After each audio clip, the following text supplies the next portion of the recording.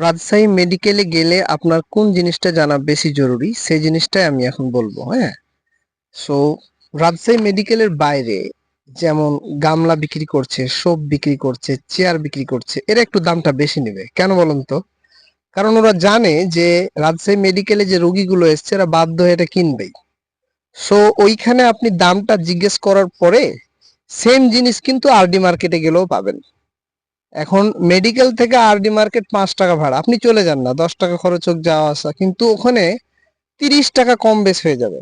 তার মানে আপনি 20 টাকা সেভ করতে পারবেন। একটা বিপদে পড়েছেন, রাজশাহী মেডিকেলে এসছেন, বিপদে পড়েছেন, মানে আপনার 20 টাকা সেভ করা খুবই জরুরি।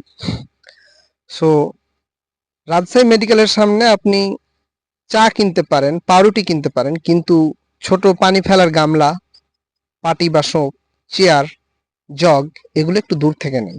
তাহলে আপনি অনেক সাশ্রয় পাবেন। ধন্যবাদ।